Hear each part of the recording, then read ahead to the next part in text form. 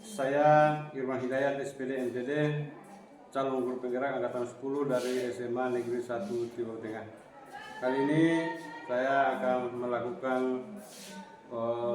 praobservasi dan saya ditemani oleh Ibu Martina SPD sebagai guru Bahasa Indonesia SMA Negeri 1 Timur Tengah. Baik Bu, Assalamualaikum Bu, bagaimana kabar hari ini? Oh ya, jadi hari ini kita akan melakukan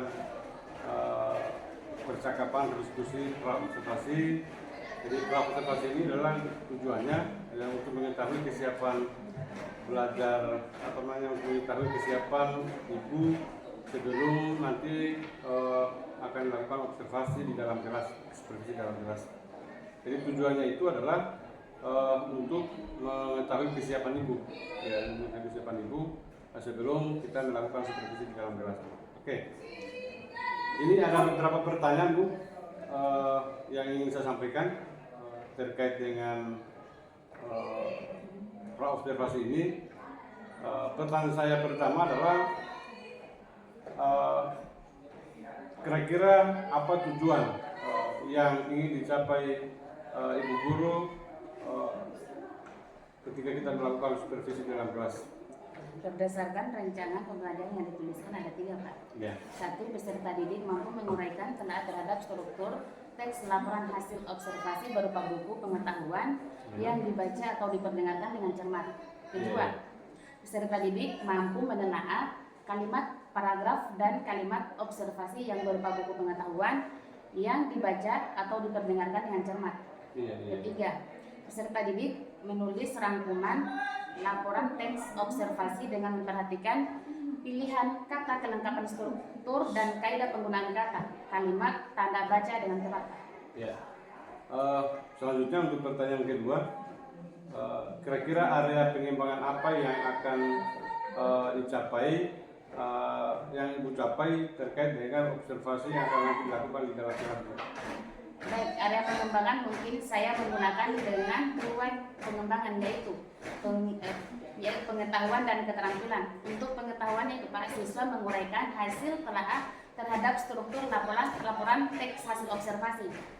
Kedua, keterampilan yaitu menulis rangkuman atau kalimat yang ada pada teks observasi, Pak. Oh ya, jadi yang pertama tadi tujuan pembelajaran itu ada 3, yang kemudian ada pengembangan juga yang hendak dicapai nanti pada saat supervisi juga ada 2 ya. Selanjutnya kira-kira strategi apa yang akan dipersiapkan nanti pada saat nanti kita lakukan observasi di dalam kelas ini? Untuk strategi yang saya gunakan yaitu menelaah pembelajaran diferensial berdasarkan kesiapan siswa yang diintegrasikan dengan pembelajaran sosial dan emosional. Kemudian saya lakukan pembelajaran kelompok sesuai dengan kemampuan, keterampilan, dan keaktifan siswanya. Untuk model yang saya gunakan, model pembelajaran basis masalah atau problem based learning, Pak, BL. Untuk metodenya yang saya lakukan adalah diskusi kelompok, tanya jawab, dan juga penugasan, Pak. Jadi strategi nanti yang akan dipersiapkan berarti adalah strategi pembelajaran yang terdiferensiasi, yang diintegrasikan dengan pembelajaran sosial emosional ya Bu. Kemudian yang kedua adalah metode atau gaya belajarnya itu adalah menggunakan model pembelajaran PBL, yaitu problem based learning ya.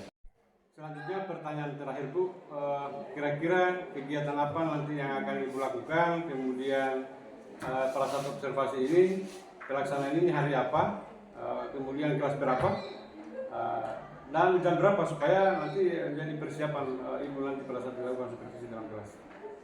Kalau untuk mau supervisi sebentar Pak, sambil kelas 10, 10A, 10B. Jamnya itu setelah jam ke-5 Pak, setelah istirahat. Jam ke-5, Yang saya siapkan itu untuk masuk di kelas ada metode untuk meja pembelajarannya mungkin. Saya menggunakan beragam contoh hasil observasi LKPD dan lembar kerja, kemudian media PowerPoint dan juga laptop Pak. Jadi itu yang menjadi persiapannya ibu supervisi. Mungkin setelah ini bisa kita lakukan masing-masing dalam kelas, ya, melakukan observasi atau supervisi di dalam kelas ini, ya. Saya kira itu saja menjadi percakapan kita pra observasi. Itu menjadi ada beberapa pertanyaan. Selanjutnya nanti kita akan ketemu di dalam kelas untuk supervisi atau observasi, ya, Bu. Baik, saya kira itu saja yang menjadi percakapan pra observasi kami dengan Ibu Martina. Selanjutnya nanti sampai ketemu pada saat observasi dan pasca observasi minggu depan. Demikian, Assalamualaikum warahmatullahi wabarakatuh. Waalaikumsalam warahmatullahi wabarakatuh.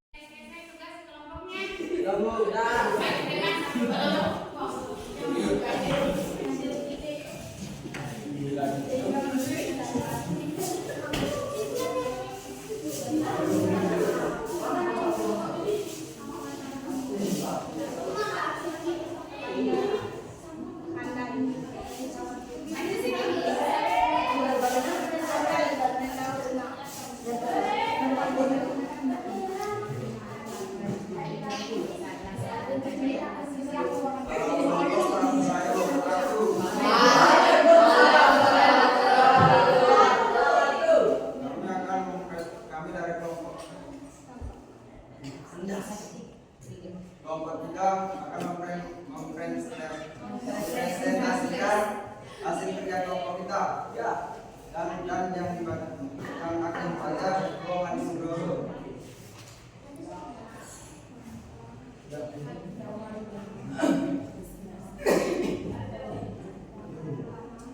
Laporan hasil observasi berusaha sebuah teks laporan hasil observasi sesuai dengan struktur pada tabel ini. Judul teks laporan hasil observasi tentang sampah. Deskripsi umum: sampah merupakan material sisa yang tidak diinginkan setelah berakhirnya suatu proses. Deskripsi bagian ada pada paragraf kedua.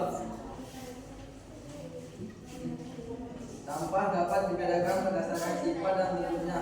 Berdasarkan sifatnya, sampah dibagi menjadi dua, yaitu sampah organik dan anorganik. Sampah organik merupakan sampah yang dapat diuraikan.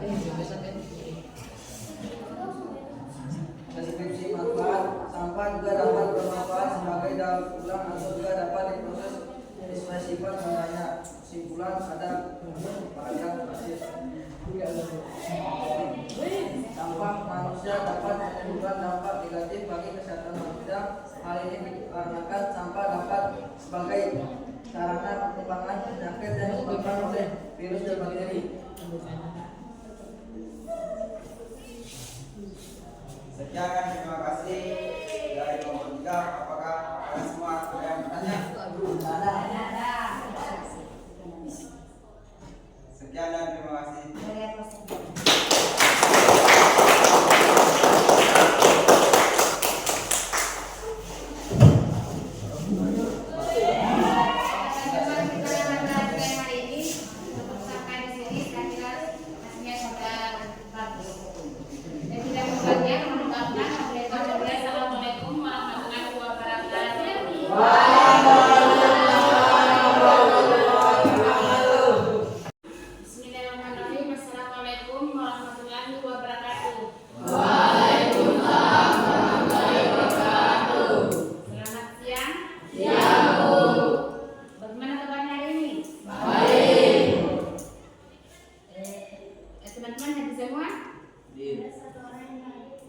Gimana dia? Sakit. Sakit? Ya, Bu. Sebelum kita masuk materi ada game sedikit isinya. Mohon dibaca warnanya bukan hurufnya. Ada perbedaan sedikit ya. Warna apa nih? Warna biru.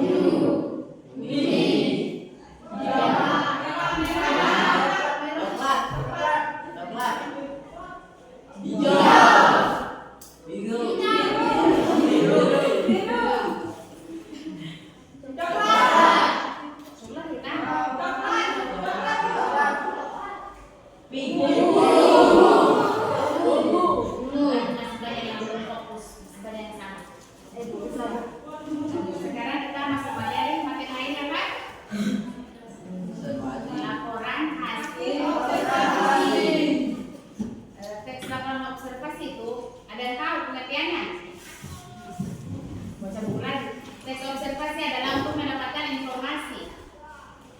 informasi mengenai sebuah objek atau situasi yang terjadi. Nah, tujuan observasi seperti apa tujuannya? Hah?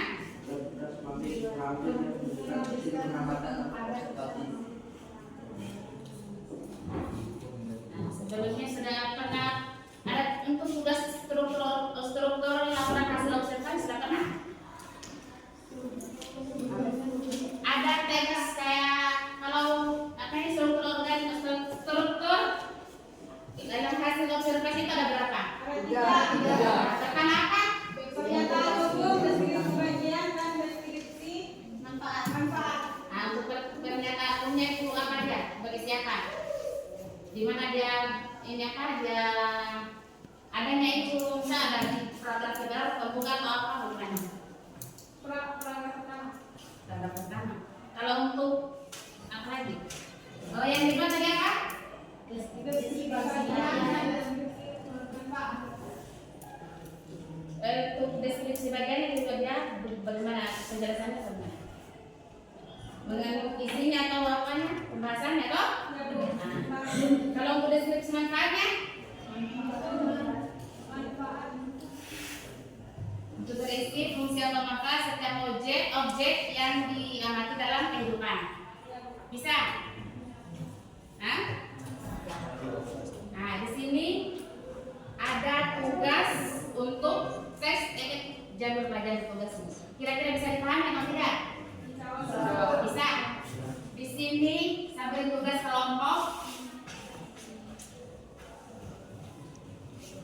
Tugas kelompoknya itu tentang tes laporan hasil observasi tentang sampah. Di sini saya tayangkan sebuah video tentang sampah. Kira-kira bisa?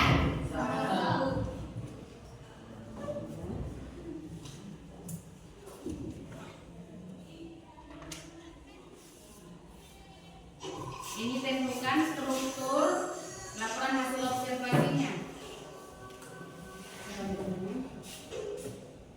Silakan simak videonya.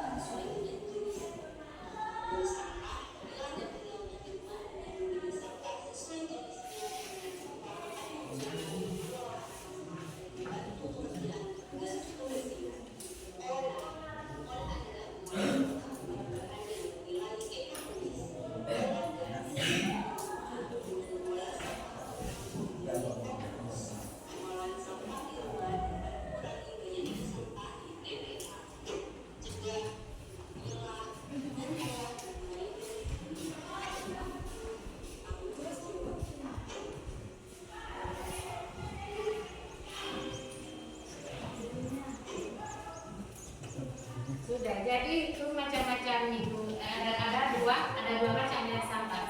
Ada berapa itu? Sampah organik. Sampah organik. Berapa?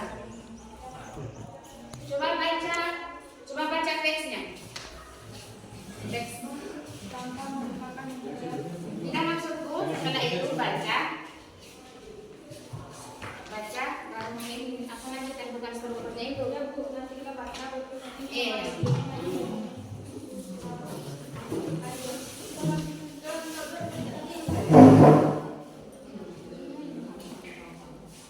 Nah, judulnya apa? Judulnya itu apa? Teks apa itu?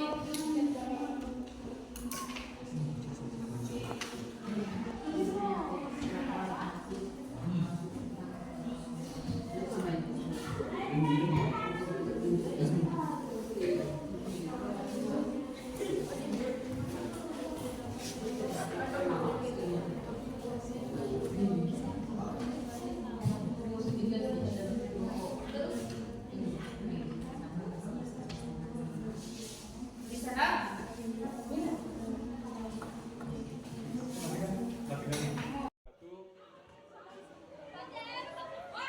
Lagi dengan saya Iwan Hidayat SPD MPD, calon guru penggerak angkatan 10 dari SMA Negeri 1 Timur Tengah. Kali ini lewat percakapan pasca observasi, saya bersama dengan Ibu Marvina SPD, selaku guru bahasa Indonesia SMA Negeri 1 Timur Tengah, dan juga pengajar praktik Ibu Wamana SPD. Bagaimana kabar hari ini?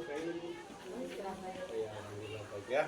Jadi di percakapan pasca observasi ini saya akan memberikan pertanyaan lanjutan setelah kemarin ada juga pertanyaan pra observasi. Jadi kali ini di percakapan pra observasi ini ada beberapa pertanyaan yang ingin saya ajukan, yang akan ingin saya sampaikan sama Ibu terkait dengan proses atau supervisi pembelajaran yang di kelas yang dilakukan kemarin minggu yang lalu. Selanjutnya tujuan pembelajaran pasca observasi ini adalah untuk mengetahui bagaimana perasaan Ibu atau informasi yang didapat pada saat melakukan observasi atau supervisi di dalam kelas pembelajaran. Selanjutnya pertanyaan saya yang pertama adalah bagaimana perasaan Ibu terkait dengan berjalannya observasi di kelas kemarin atau minggu yang lalu? Karena belum terbiasa mungkin. Iya. Ada rasa tegang, tapi alhamdulillah berjalan dengan lancar. Oh, terima kasih. Baik, kira-kira bisa diceritakan kembali, Bu, ada pengembangan apa yang dilakukan pada saat proses pembelajaran kemarin, tahapan-tahapan apa atau strategi apa yang dilakukan di dalam kelas pada saat supervisi kemarin? Mungkin kalau tahapannya itu Macam-macam. Baik, untuk pertanyaan kedua, kira-kira bisa diceritakan kembali, Bu, terkait dengan pengembangan area apa yang Ibu lakukan di kelas, kemudian tahapan atau langkah-langkah apa yang dilakukan dalam kelas pada saat observasi kelas kemarin, Bu? Mungkin kalau tahapan tentunya saya mempersiapkan perangkat pembelajaran. Ya. Kemudian untuk area pengembangan itu ada dua, Ya. keterampilan sampai pengetahuan dan keterampilan. Untuk pengetahuan siswa harus menguraikan terhadap struktur teks laporan hasil observasi. Iya, iya. Menulis rangkuman terkait dengan teks laporan hasil observasi kayak struktur laporan hasil observasi. Iya, iya. Jadi berarti area pengembangannya berkaitan dengan pengetahuan dan keterampilan ya Bu. Iya, Pak. Ya. Jadi menurut Ibu kira-kira apakah menurut Ibu sudah berhasil atau masih ada kendala yang lain menurut Ibu? Menurut saya Pak sudah berjalan lancar dengan baik, namun memang masih ada yang kurang Pak. Oh iya, masih ada yang kurangnya. Baik, saya kira sudah dilakukan dengan baik dan berjalan dengan baik, tetapi mungkin seperti yang Ibu sampaikan tadi masih ada kekurangan ya. Jadi menurut Ibu apa sih dijelasin? Kekurangan atau hambatan yang sering terjadi yang dialami oleh yang lainnya juga ada pun kekurangan, ada beberapa siswa Pak. Oh ya, berarti ada kekurangan, maksudnya kekurangan itu adalah ada beberapa siswa yang tidak aktif di dalam proses pembelajaran. Iya. Kira-kira hambatan yang terjadi sampai siswa itu tidak aktif itu seperti apa Bu? Kira-kira apa? Siswa yang tentu banyak, tiap kelompoknya saya juga menggunakan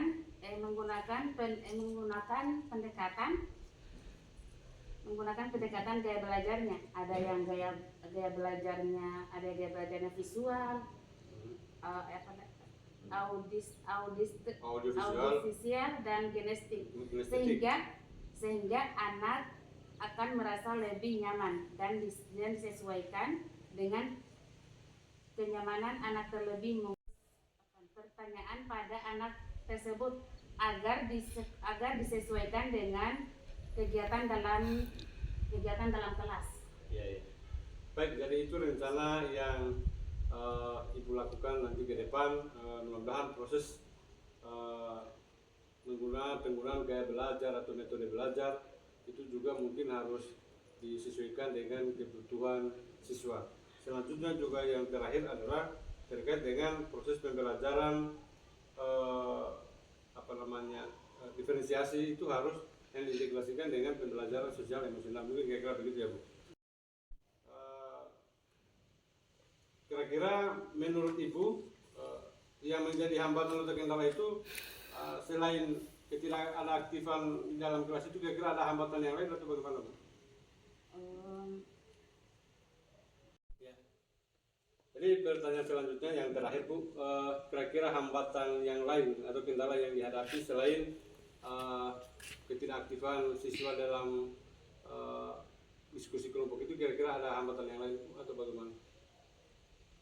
Ada hambatan kadang Pak di dalam ruangan itu, mungkin itu siswa mungkin kurang paham, jadi pas belajar kelompoknya itu Pak kurang aktif. Memang kadang-kadang tidak paham, kan ada siswa yang paham, ada siswa yang belum terlalu paham. Oh iya, saya kira cukup ya Bu. Terima kasih banyak atas jawaban-jawabannya.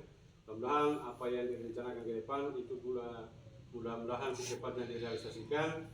Dan selanjutnya juga apa yang direncanakan terkait dengan pembelajaran diferensiasi itu yang diintegrasikan dengan pembelajaran sosial emosional itu bisa dilaksanakan dengan sebaik mungkin. Selanjutnya juga saya berikan kesempatan kepada BD untuk memberikan umpan balik atau tanggapan terkait dengan jalannya kegiatan observasi yang dilakukan hari ini dan observasi di dalam kelas. Baik Pak, terima kasih atas kesempatan yang diberikan kepada saya. Saya di sini sudah diberikan kesempatan untuk sebagai pengamat atau observer. Di sini saya sudah mengamati semuanya, sudah luar biasa dan sudah dilakukan oleh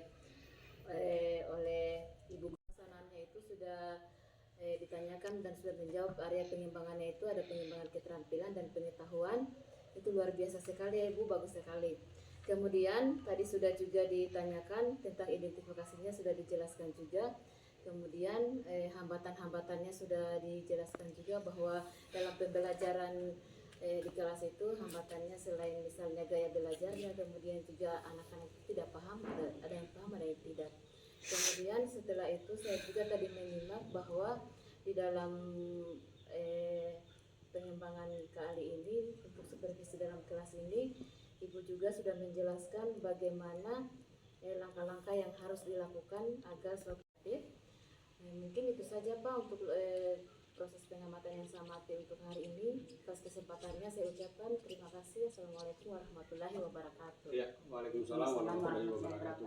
Saya kira cukup percakapan pasca observasi yang kita lakukan hari ini. Mudah-mudahan apa yang menjadi hambatan tadi itu bisa direalisasikan dengan baik. Demikian percakapan pasca observasi hari ini.